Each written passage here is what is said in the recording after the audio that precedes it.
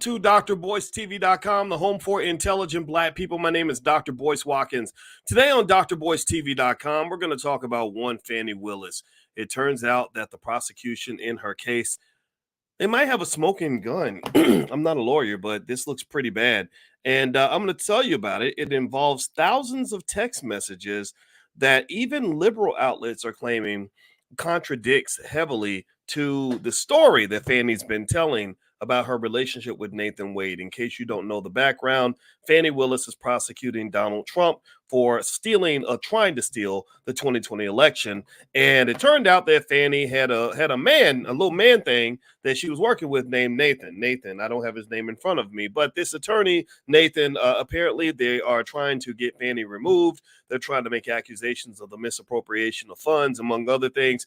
And I'm going to tell you what I see and kind of give you the Dr. Boyce take on this. So first of all, give me a yes in the chat if you can hear me. Let me know if you can hear me okay. Also, a reminder, this podcast is on Spotify. If you go to Spotify, look up Boyce Watkins. You can find me there. And then third, if you are interested in some of the other stuff we do here in terms of black wealth and economics, if you'd like a copy of my free training on how to make money without working, text the word money to 87948. Text money to 87948. So we're going to get started on drboycetv.com right now.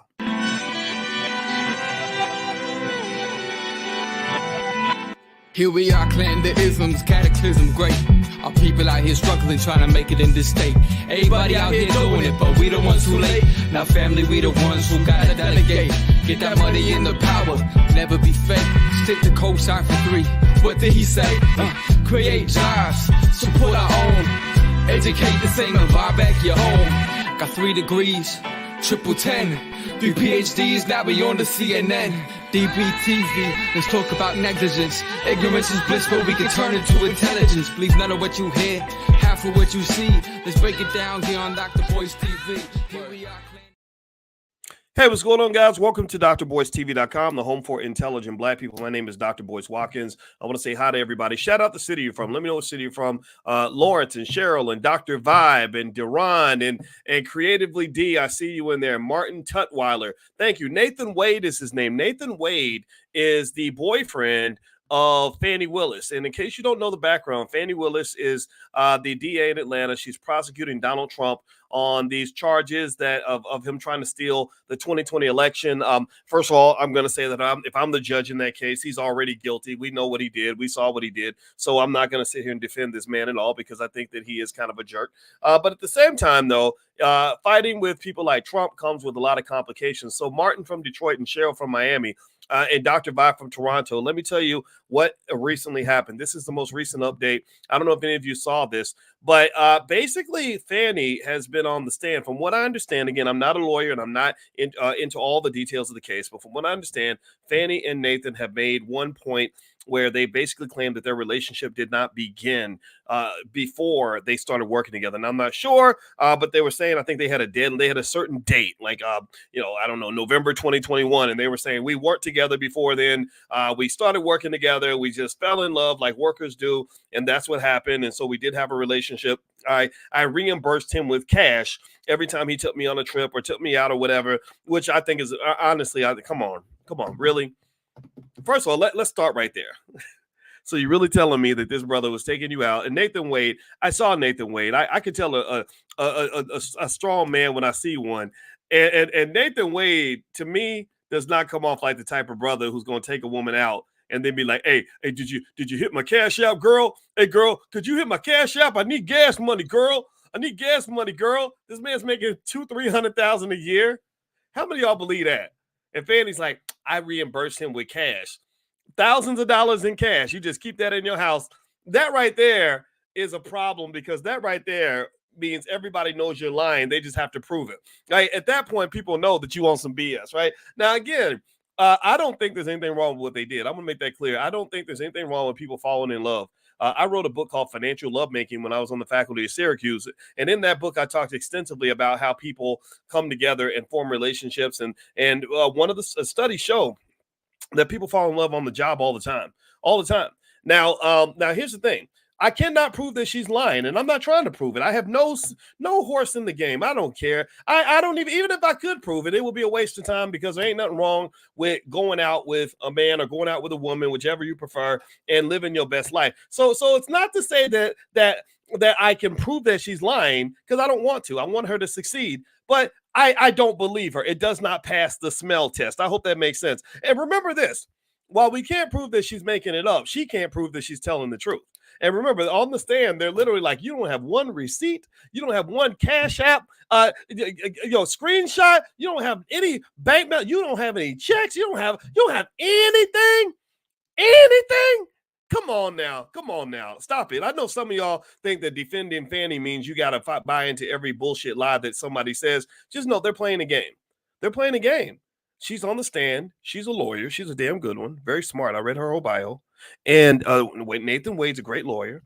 The Trump lawyers are great lawyers.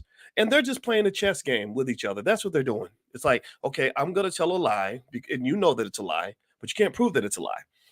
In fact, Nathan Wade's buddy, who works with him at his other law firm, who represented Wade in his divorce, I think the ex-wife is the one who kind of caused the shitstorm. I think that Nathan Wade's ex-wife filed some papers or something, and then certain things got out. And that's why you have to be really careful about how you deal with your ex, right? When you fall in love with somebody, this is just a little bit of game, a little bit of truth, economic truth and otherwise. If you are that close to somebody where they know all your dirt, it really is in your best interest to take care of those people. You might have had all the power at one point. They call this moral hazard in finance. And moral hazard, I've talked to you guys about moral hazard before. When somebody has that much dirt on you, you might want to go ahead and take good care of them. Right. And so I don't know what happened with Wade, but I'm getting this feeling that she got mad because he wasn't sending her the money that she thought that she deserved. And so she's already mad that this lady Fani got her man and is getting her money. So she just said, I'm going to go mess up the party for everybody. And I would just say, man to man, if I was Wade's friend, I would say, that's your ex-wife, man. You're good. You better take care of her. You better make sure she's good. You better make sure you try to leave your old job on good terms or they're going to mess up your new job. Right. That's what people do. That's what happens. It happens all the time in relationships. And so, again, I'm not here to say that this is any of this is OK or that it's all bad. I don't care, honestly. I just think it's an interesting thing to talk about. So let me read to you what's going on with this case and what the Daily Beast says. Now, the Daily Beast, I like to read different types of media. I like to read liberal media and then see what the conservative media is saying. And then I like to read the more neutral media. So this is from the Daily Beast. The Daily Beast is on the more liberal side. They're pro-Fani. So when your friends are concerned, that means that there's an issue. And so what they said here is that in an 8-page affidavit filed Friday in Fulton County, by Trump attorneys Steve Sato and Jennifer Little, they allegedly reveal, quote, a minimum of 35 occasions during those months when Wade's phone connected to an extended period of time to the cell towers near Willis's condo in an Atlanta suburb of Hapville. In it, criminal defense investigator Charles Mittelstadt describes his figures as conservative, explaining that he highlighted those times when Wade's phone was stationary and not in transit. And what they also said here is they said Wade, the trial attorney Willis hired to help prosecute Donald Trump on state charges of election interference, allegedly visited the DA at her home, occasionally arriving late at night and staying until the wee hours in the morning. So this is during the time where they're not supposed to have had a relationship. They wasn't kicking it back then. That's what they have said on the stand. But according to this private investigator, they're claiming that there's evidence that he was at that house, or at least circumstantial evidence that he was at that house and he was staying there till late at night. Now, I don't know about y'all. I don't know how many of y'all ladies have men staying to your house 3, 4, or 5 o'clock in the morning, but this is kind of what they're saying. So they said this happened 36 times from April 1st, 2021 to November 30th, 2021. And this allegedly is before they claim that their relationship began. So they're saying that he went to visit her at least 36 times, that in many of those occasions, he was there till late at night. Do you follow me? Let me know if you follow this, okay? So let me keep reading here. It says the filing does not include the raw data that Mittelstadt used for his analysis and cannot be independently verified. Fulton County Superior Judge Scott McAfee will now decide whether or not to admit the phone data into evidence. Wade testified last week that he had been to Willis's house fewer than 10 times prior to his hiring by Willis in November 2021. So he was saying on the stand, apparently, and remember, this opens up that word perjury. This goes into perjury. This is why Marion Jones went to prison after she got caught using steroids. perjury, if I'm not mistaken. Marion, if I could have this wrong, please correct me if I'm wrong, but if I'm not mistaken, Marion Jones went to jail because she got on the stand and told a lie. And I think this is a sneaky little legal trick.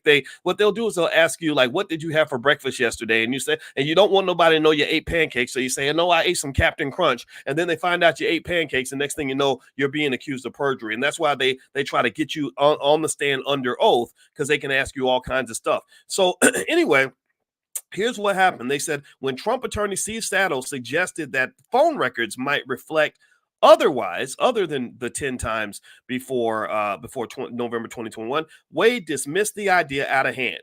They'd be wrong, Saddle asked Wade. They'd be wrong, Wade insisted.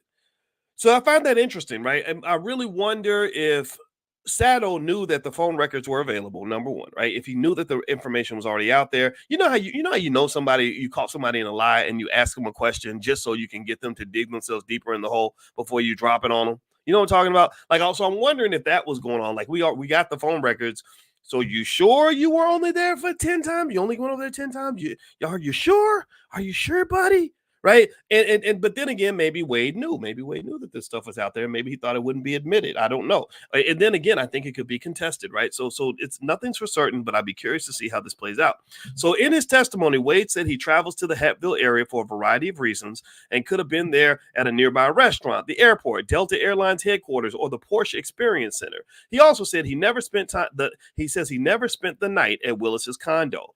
Willis, for her part, said on the stand that the only person to ever stay overnight at the residence with her was one of her daughters. So she said, ain't no man's coming up in my house. And so that's really interesting. Let's see. His wife cheated in 2015 and they stayed together until their last child went off to college. She's talking about Wade's wife. Or he cheated. They probably. I'm imagining if it was a dead marriage, everybody was cheating. I mean, you never know what happens in these dead marriages. But and one thing I want y'all to do is, like, let's not get into like trying to pick sides in a situation you know nothing about. Stop trying to say, well, it's his fault or it's his wife's fault. His wife did this. He did that. You don't know nothing about nobody's marriage. I'm telling you, marriage. Anybody? How many of y'all in here are married? How many of you in here have been married or are married? Give me a yes. All the married people in the house, raise your hand. I want you to be proud because you're building a black family, and I'm proud of you for that. Or maybe you're building a half black family. That's okay too. I just family. I think that takes a certain amount of commitment, maturity, and responsibility. So I applaud you. How many married people we got in here? All right. So I want you to just bear with me on this remark. I believe that marriage is a level of intimacy with another person that unmarried people will never understand. And it's not always good intimacy. It's not always like, now when I say intimacy, I'm not talking about, getting together and fucking every Saturday night. That's easy. You've been doing that since you were 18 in many cases. I'm talking about where you have been through hills and valleys. You can love and hate the person at the same time. You have had experiences that will be very difficult to explain to anyone in the outside world.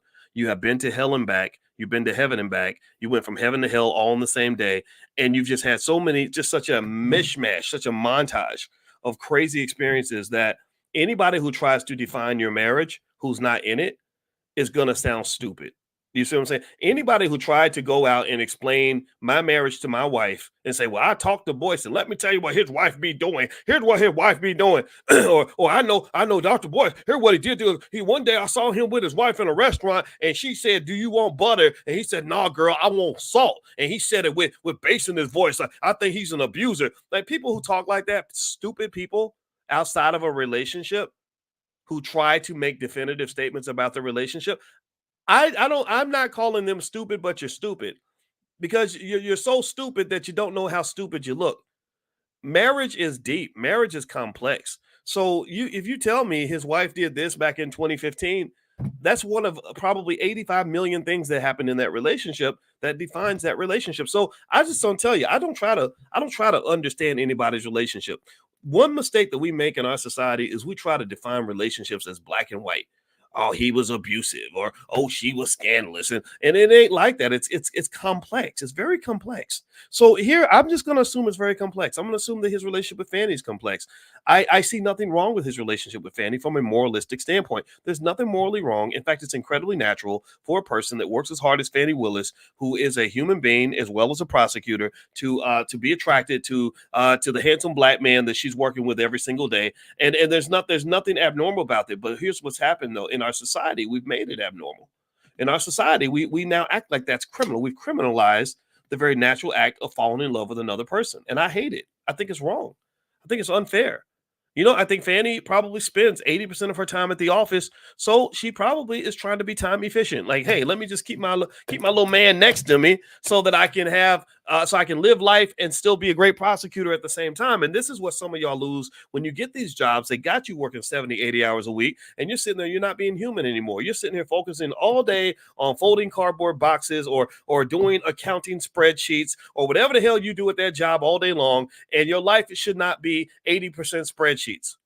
Your life should not consist of doing legal work 80% of the time that you're on this earth. God put you on this earth to be more than a medical doctor. And some of us forget that. So I just want to make it 100% clear. If you want to know who I'm cheering for, who I'm cheering against, I'm not cheering for anybody. I'm not cheering against anybody. I'm pointing this out just as general observations. I'd like to analyze stuff. That's what I do. It's weird. That's how I am. I'm a thinker. And what I'm analyzing here is that I don't think Fani did anything wrong, but Fani might have done something illegal. Fani might have broken the rules.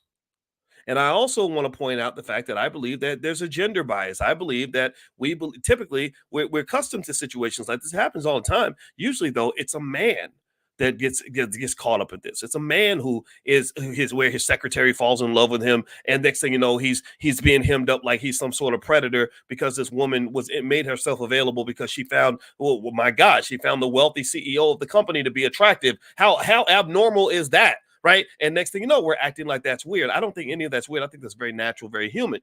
But with Fani, her problem here, Fani's problem to me is twofold. One is perjury. Perjury is perjury. If you lie, if these phone records are admitted and they come in there and they say, well, look, we got all this evidence that you was over at her house kicking it.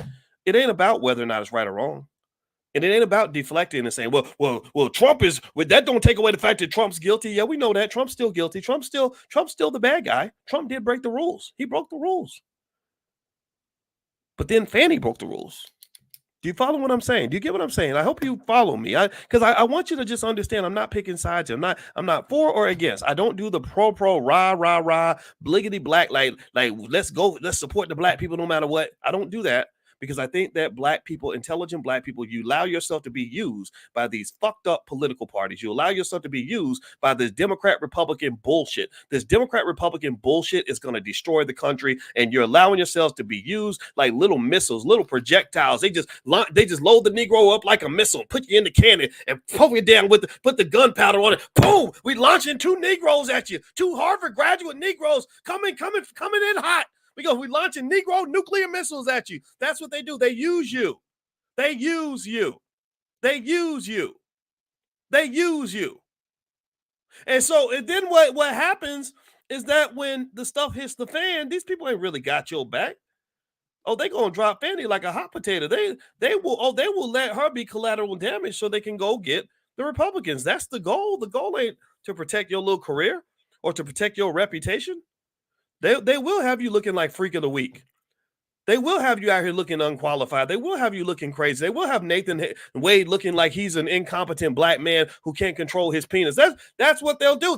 They'll sacrifice you so they can get to the big prize because you've allowed yourself to be a pawn when you should have been a king and a queen.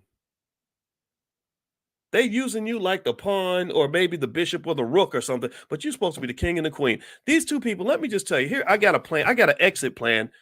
Nathan and Fani, if you're watching, After I ask everybody to hit the thumbs up, Fani and Nathan, I'm gonna give y'all the Dr. Boyce exit plan. Y'all ready? Okay. So if y'all could do this for me real quick, please hit the thumbs up button. Thumbs up, share, subscribe. And in case you don't know, we have this amazing thing called the Black Business School. My wife is a PhD level therapist, and we created the first ever Black financial therapy department. So we're super innovative. We're super about Black wealth. We're all about Black family. So if you want to get a free copy of a training I put together for you guys that everybody loves called How to Make Money Without Working, just pull out your phone and text the word money to 87948. Text money to 87948. Also, if you go to boycewatkins.com, there's lots of free resources there, like my book, Financial Lovemaking, where I talk all about the mixture of career and love and money and relationships and all that. And my wife is in that as well. That's why we created things like the Love and Money Lab and all that good stuff. Okay. So I want to mention that. So hopefully you guys will be a part of this. So here's the Dr. Boyce exit plan for Nathan and Fani. If I'm sitting there, I'm talking to them, we're about the same age. They're about my age. They're about 50. So here's what I would say to them. Here's what I see when I see Nathan and Fani. I see Black love. I see two brilliant, attractive Black people who've been caught in the middle of some absolute bullshit. I see two people that wake up stressed out, stomach hurting, can't sleep at night, just extreme anxiety. And my question would be like, for what? Why? What's the point? What's the reward in all this? You're caught up in this very toxic, ugly, dysfunctional game that's been going on really between white folks for hundreds of years. Like, you just new to the game. You just, and maybe something made you feel special about being invited to be used in the game, but there's nothing special about being used. There's nothing good about that. So there you are. You're both highly educated. You both got a little money in the bank. Fani says she keeps $10,000 in cash in the house. That's what she claims she used to reimburse her man. So they got you out here looking crazy. Like, they got you. I'm sorry, you look a little weird when you're up here talking about we go on dates, but she reimburses me. I take my wife on dates. She ain't reimbursing me for shit. My wife we don't reimburse each other. My wife doesn't have to keep $10,000 in cash in the house so she can pay me back for our dates. I take my wife on $10,000 trips and I pay the whole bill, and I never send her a receipt or a cash app. We don't do that. So here's what I'm saying to Fani and Nathan. I looked up their bios. I read both of their bios. I did. And it is my conclusion that each of these individuals are super talented attorneys. They are damn good lawyers who work damn hard to get to where they are, and I applaud their success. What I would say to them is very simple. There was a movie that had a really simple title by Jordan Peele, and it was called Get Out. Get Out. That's what I would say to Nathan. That's what, if Nathan was my buddy and we're watching football and he's like, man, they got me stressed out. This thing with Fani and Trump and the prosecutor. I'll be like, get out. Like, why do you have to stay? Why do you even have to be here? You know, you could just drop everything if you could, and you could probably survive. You're not going to be homeless. You've got plenty of money to enjoy your life. You could probably still go buy Porsches. You love this lady, obviously. I mean, you risked it all for this chick. So maybe the love is strong. Maybe the sex is good, or whatever it is that's making you risk it all for this situation. Well, that says maybe that you two could go off somewhere and start a law firm together. How about you go? I mean, seriously, why can't they do that? Why can't they go? I bet you that Nathan Wade and Fani Willis could leave politics right now, leave the bullshit, leave the immaturity, leave the toxicity, and go start a Black-owned law firm, go help get some Black folks out of prison, go help teach some young Black lawyers how to be great attorneys like them, go and do some corporate law work if you want to make some extra cash. And not only would they make more money, but they would have less stress in their lives, and they will be greater assets to the community. Because I'm sorry, and this is where I'm going to offend some people. I'm going to offend some people. When I say get out, that's my clear message. Get out. I would get out. You don't have to be here. Get out. And I'm going to offend some people when I say this, but I don't see any area where the Black community really benefits from our most intelligent people being caught up in this kind of a ridiculous circus. Here's the deal.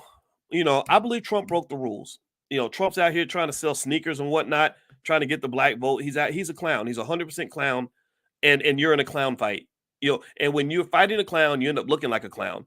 And he's a vicious clown. He's a billionaire vicious clown, and he's going to never give up I read Trump's whole bio too. All these people I talk about, I really enjoy analyzing their lives, trying to get to the core of their thinking. I read their entire Wikipedia page. And with Trump, I read his family's history going back 100 years. And I know about his father, Fred, sending him to military school when he was 12, and he taught him how to fight. Trump is a fighter. You may not like him, but that man is a fighter. He was trained to be a fighter by his father, Fred, who said, son, if you're a millionaire and you're out conquering the world, you're going to have to know how to fight. So that's why he sent him to military school. Some of y'all sons need that too. Some of y'all sons can't fight. Some of y'all sons are little punks. Some of y'all sons ain't got no discipline. Some of your sons get smacked by life in the face and they give up and cry like little punks. You can't live like that. You can't succeed like that. So one thing, if you wanted to gain something from the existence of Trump, you could say that, yeah, he knows how to fight. So you can't defeat him if you can't fight just as much. So I think Fani and Nathan, they're fighters too. Fani, you saw her on the stand. She was fighting, going back and forth with the lady, like neck swinging and barking back at her. No, you got it mistaken. Right? She was doing a great job. Nathan is a fighter. I saw Nathan on the stand. He was very professional and yes, sir, no, sir, answering the questions with complete confidence. But I think that there's a point. And this is a consciousness exercise. You guys know we do financial consciousness every morning at 10 a.m. The consciousness exercise I'd like for you to consider is to ask yourself, when you're in the rat race and the rat race is heated and you're fighting with everything you got and you're fighting to the death, one question to ask is it worth it? We never ask ourselves that. Is it worth it? We just do it because somebody told us to do it or because somebody told us it's prestigious. Okay, yeah, you're the district attorney and all that. Good for you. That's good for you. But there's so many places that you could be where you could make more money, still have influence and power, and not have to deal with this irrational bullshit. This is crazy to me. This is ridiculous that you're being literally prosecuted and persecuted for having a relationship with another human being. There's nothing wrong with this. But if you want to be technical about it, if you put yourself in the arena of American politics, Trump broke the rules, Fani broke the rules. And that's what they're arguing. They're saying, look, you're just as bad as we are. We broke the rules, you broke the rules. And I told you, just from a political standpoint, there's nothing good that comes from prosecuting your political enemies. Other countries have gone down this path where as soon as the other guy gets knocked out of office, you go and you try to send him to jail and you make him the criminal. But then when he gets power, he makes you the criminal. And then you just go back and forth. It's like gangbanging. It's like the Democrats and Republicans might as well be the Crips and the Bloods, except they're a less mature version of the Crips and the Bloods, because even the Crips and the Bloods in some spaces have learned that all this back and forth killing each other is not beneficial to anybody. And we want to put an end to it. So there are many, many Crips and Bloods, and shout out to those of you in that category who have realized that, you know what, you don't have to always be the ops. I don't always have to want to come fight you. I don't always have to continue this horrible cycle of violence. How about we realize the power of working together as opposed to always being apart? So if our Democrats and Republicans could have as much sense as some of my friends who are Crips and Bloods, our country will be a whole lot better. But unfortunately, that's not the world we live in. We live in a very immature world. We live in a world where the intelligence level is not very high. We also live in a world where people are very short-sighted. And it's going to take something to the extent of a civil war or a nuclear war for us to understand that all this infighting is not going to get us anywhere. So that's how I feel. When I see the Democrats and Republicans going at it, I say, there they go again. Always gangbanging again. I wish they would stop all that shooting, because eventually they're going to hit somebody. They're going to tear up the whole neighborhood. And that's already what they're doing in the American government. That's why right now at the southern border, you got millions of people coming into the country every month that you don't even know, some of whom are probably terrorists and murderers that want to come up in here and do some horrible things to you. And you don't even have anybody stopping them at the damn border. That is absolute insanity. There is nothing rational about any of that. There's no country on earth, no major industrial power can exist with borders that are that open. None. China, you think China's borders are that open? You think that any other powerful country, you think Russia has borders that are that open? You think Iran, you think any other major country has borders that are open like that? No, there's no country. I knew somebody who moved to Denmark. She had a baby with the man in Denmark. They had two kids together and got married. It took 7 years before Denmark would even let her in the country. She had no criminal record. It took 7 years. And then when they let her in, they said, well, you know that if your children die, you have to go. You're on an 18-year probationary period because we like it here in Denmark. We ain't got all the guns. We ain't got all the drugs. We don't have all the cancer and obesity and all the problems that you have with your FDA. We don't have all the chaos that you have in America. So we like our safe little society. So we want y'all to kind of stay the fuck out. That's how other countries protect what they got. For some reason, somebody convinced y'all of the lie that somehow open borders make sense. There ain't nothing about having an open border that makes sense at all. So while we over here fighting back and forth, the enemy's just lurking, just creeping up, saying, gotcha, bitch. And the enemy's going to creep up on you and take everything you got. That's what's going to happen to America. Mark my word. So anyway, do me a favor, hit the thumbs up button. Thumbs up, share, subscribe. You're watching drboycetv.com, the home for intelligent Black people. I don't usually cuss this much, but sometimes when something's fucking stupid, I have to say it. So I hope that's okay. But I promise you, I'll try to keep it to a minimum. I'll only cuss when it's absolutely necessary to really explicitly explain the sheer stupidity of dumb shit.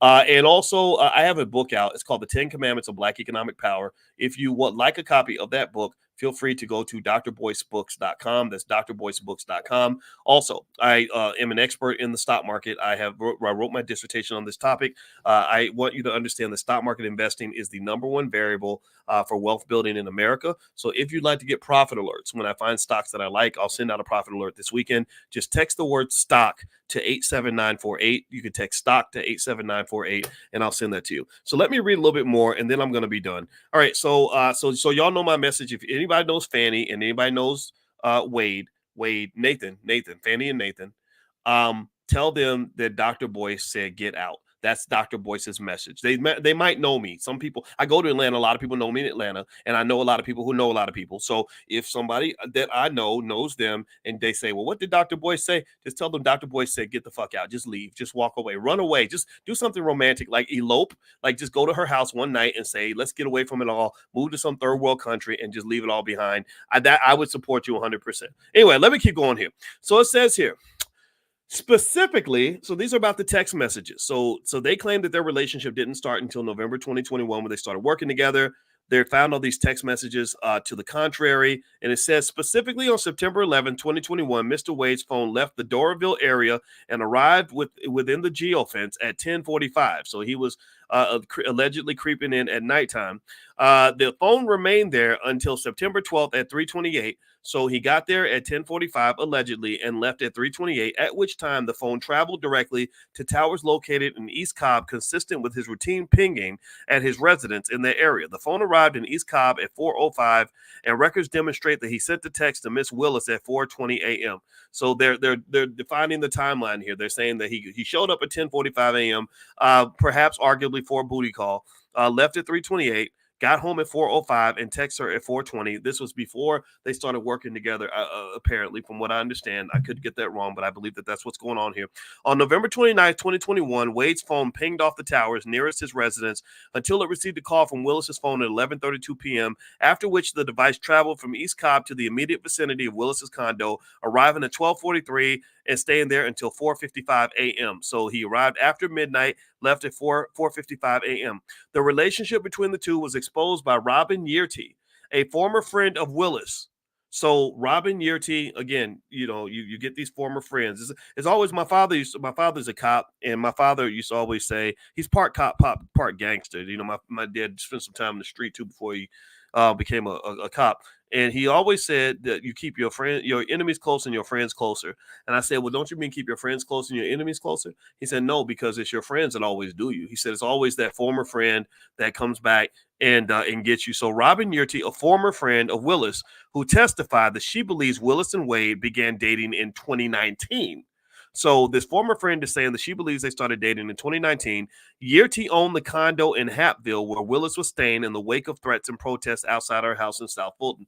So the person who owned the condo that Willis was staying in says that she believes that their relationship started in 2019. And so apparently the starting date of this relationship, which they claim was in November 2021, that's the point of contention that's being debated in this conversation. So I look forward to seeing how this plays out. I just don't understand why we would want to do all this stuff. And I want to reiterate, I think that there's nothing wrong with what they did, but there may be something legally wrong with what they did. Because here's one of the things that you want to think about. If Fani allegedly, if she hires her boyfriend and then pays her boyfriend a big salary, and then her boyfriend uses part of that salary to take her on a trip, that could be defined in politics as a kickback. And kickbacks are basically when you have government power and resources and you give those resources, you make a deal with somebody and you say, I'll get you that contract, but you got to kick me back some of that money. That's clearly illegal. Now, again, I'm not saying they did this. I don't think they did anything wrong. I really don't. I think that there's nothing unnatural here or anything that even indicates that they're not qualified to continue with this case. It's clearly not as bad as what Trump is accused of doing. That we can agree on 100%. But I think that's where they're trying to pin her up, and I think this is a very sad game to kind of watch, and I think it's patently unfair for the most part. But at the same time, when you go into the space of unfairness, right and wrong and fair, good and bad go out the window. It's all about power and who can pin who based on what the rules are. So they're playing in a weird space with a lot of weird rules. And I think that they're playing this game to try to protect themselves. I don't know how well they're going to do it because love is an irrational process that can cause us to make these mistakes. Right. And that's what's really going on here, in my opinion. I think she liked the guy. She did what a lot of us would do. She wanted to work with the guy that she liked. I work with my wife. Me and my wife give each other kickbacks all the time, right? Like, I love it. I go into her office. My wife, let me tell you, my wife's office is right next to mine. We have a little university down the basement. That's where we created our Black financial therapy department. It's also to be married to a smart Black woman. So sometimes I'll go in there and I'll pinch her in the booty and I'll say, it's so great to have a colleague where I can go pinch you in the butt and I won't get accused of sexual harassment. Look at that. So I'm gonna tell you that when you have your own stuff, and I think Black people should have our own stuff. When you have your own stuff, you get to make your own rules for the most part, and as long as it's fair and you're treating people with decency, then it should be okay. But unfortunately, when you get into these weird spaces, that weird things happen. And to me, all this stress and all this drama they're dealing with, where the Democratic Party loves to use Black people as its pawns. They love to use us as their little weapons. And I say, if you want to do your dirty fighting, do it your damn self. Don't be using me. Don't be getting me to sign up for your nonsense. I'm not participating in none of that bullshit. I'm not. This came up recently. I get somebody asked me if I wanted to interview that candidate Kennedy on my platform, and I at first I was like, that would be interesting. I don't interview people like that very often because I don't go seek out interviews or anything. But then I was like, why? Like I really meditated on it. And that's the thing. When you meditate, you come to truths that can be disconnected from what everybody else is thinking, right? You come to your own independent truths, your own independent yes or no's, where you figure out that 2 + 2 is always 2, even when they tell you that 2 + 2 is 186. So you live in a world like that. You live in a world where people feed you a lot of things that are supposed to give you happiness and success, but they don't make you happy at all. And we don't have the courage to listen to ourselves enough to say that, everybody tells me this is supposed to make me happy. Everybody tells me that I'm living the dream. Everybody tells me that I'm dating the dream girl. Everybody tells me I've got the dream job, but I don't feel like I'm living the dream because every day I wake up and I feel like a nigga, right? Every day I wake up, I feel depressed. Every day I wake up, I feel stressed out. There's got to be a better place. And I can tell you where the better place is. The better place is inside of you. The better place is in your consciousness. When you elevate your consciousness and you can let go of what everybody else's almost like earthly needs and expectations are, everybody else's standards, everybody else's belief, they're trying to impress other people. When you let go of all that shit, you can find out what really makes you happy. You can find out what really works for you. And you know what makes me happy? What makes me happy, I'll tell you this, it ain't a fancy car.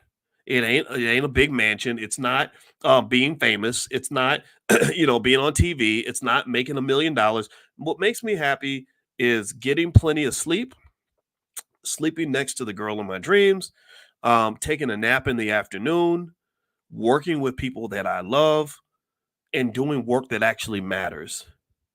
Those are the things. And there's a couple of other things I can add in there. And it's usually the simple stuff. The simple stuff is what makes you happy, not the big fancy stuff. but sometimes you got to have the big fancy stuff to teach you to appreciate the simple stuff.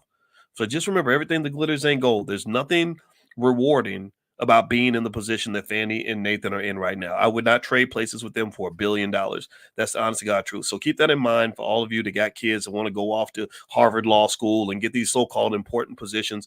Fuck that. Go find something that's going to make you happy and something that's going to impact the world and the places that matter to you.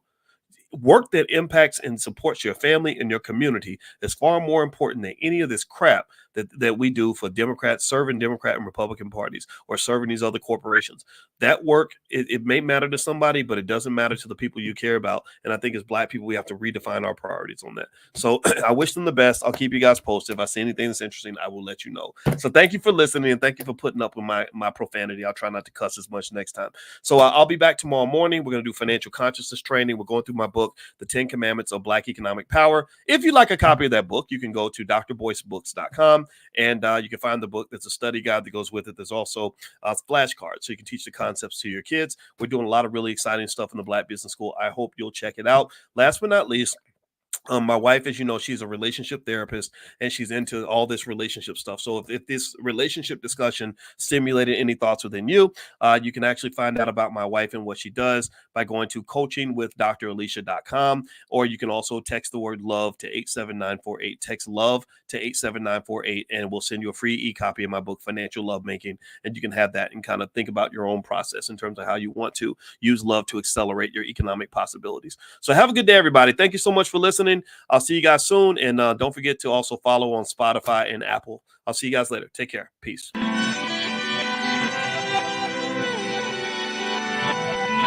Here we are, clan the isms, cataclysm great. Our people out here struggling, trying to make it in this state. Everybody out here doing it, but we the ones who late. Now family, we the ones who gotta delegate. Get that money in the power, never be fake. Stick to co-sign for 3. What did he say? Create jobs, support our own. Educate the same and buy back your home. Got 3 degrees, triple 10. 3 PhDs, now we on the CNN. DBTV, let's talk about negligence. Ignorance is bliss, but we can turn it to intelligence. Believe none of what you hear, half of what you see. Let's break it down here on Dr. Boyce TV. Here we are.